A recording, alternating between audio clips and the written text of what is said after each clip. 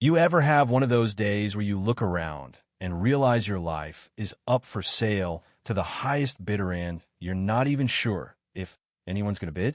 That was me, Ellie Carter, standing in the middle of Sagebrush Square while my father, once a respected rancher, tried to sell me off like a busted saddle because, well, I couldn't give him grandkids.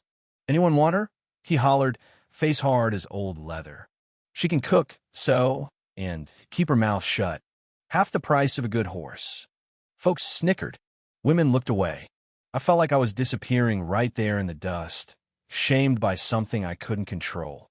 I'll never forget that silence, how the world shrunk to the sound of boots crunching gravel.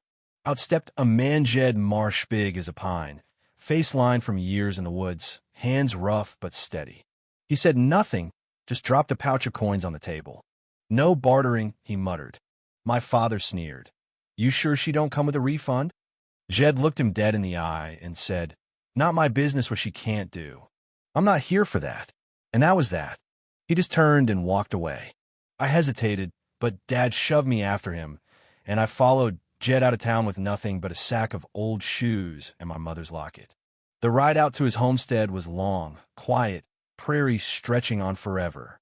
Jed had a mule-drawn cart and a log cabin that looked like it had grown up wild as tumbleweed.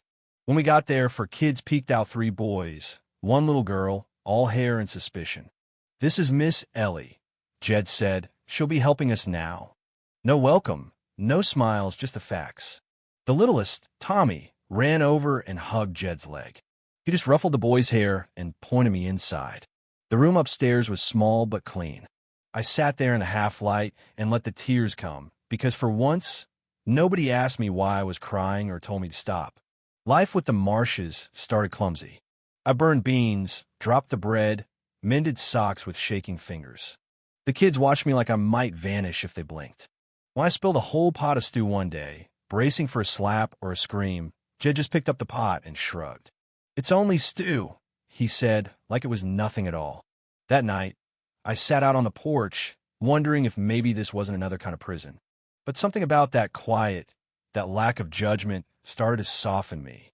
Then came the fever Jenny, the little girl, burning up, shivering as a storm howled. Jed, who could fell a tree in 2 swings, just stood helpless. So I boiled willow bark, sang an old lullaby, and bathed Jenny's head until dawn. When the fever finally broke, Jed looked at me like I'd moved a mountain. Later, I found a mug of pine tea on the table, and a note clumsy, childlike, just said, "Thank you." For the first time in years, I let myself smile. Spring crept in, and I found my hands growing steadier, my voice a little louder. I taught the kids their letters, stitched scarves, helped Jenny tie her hair. They started calling me Miss Ellie, and even though fear still lingered, it felt different now, more like an old bruise than a fresh wound. But trouble finds you, even when you've done nothing wrong. Jed asked me to go into town for supplies. At the general store, there was my old mother-in-law and her new favorite, Lizzie, the girl my ex-husband had married after tossing me aside. They made a show of it. That's her? The one who couldn't give us a child. Lizzie patted her belly and bragged she'd give the family 5 sons. I bit my tongue, fist clenched, but said nothing. Jed saw the whole thing. He stepped up, calm as a midnight pond, and said, "Ellie's the only one who makes my house feel like a home." No one dared answer him. And here's the twist.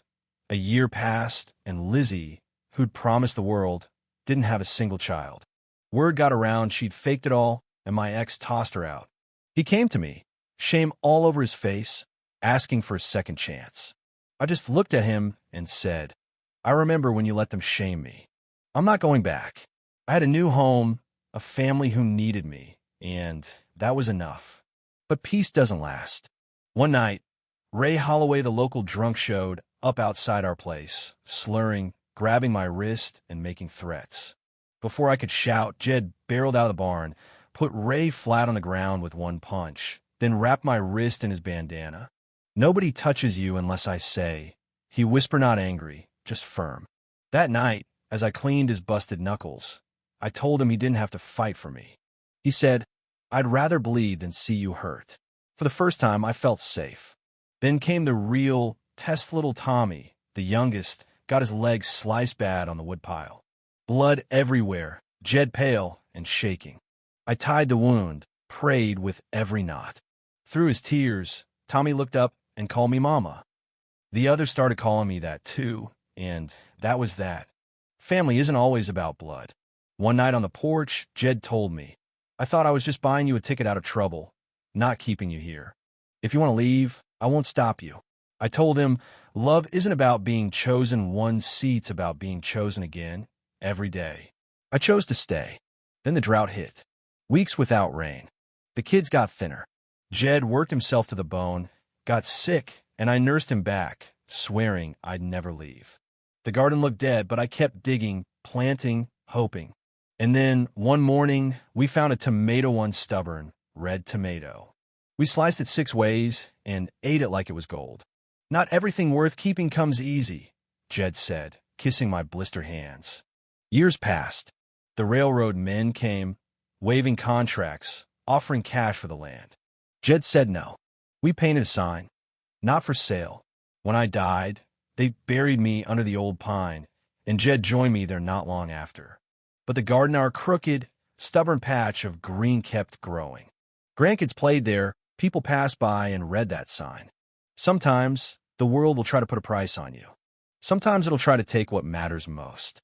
But if you stand your ground, if you build something with your own hands, with Lovino drought, no gossip, no railroad can take that away. That's what I learned in the dust of Sagebrush Square. So tell me what matters more, the name you're born with, or the one you earn by choosing to stay, to fight, to love? Drop your thoughts below, because out here the hardest roots grow in the roughest ground, and justice is what we build together day by day.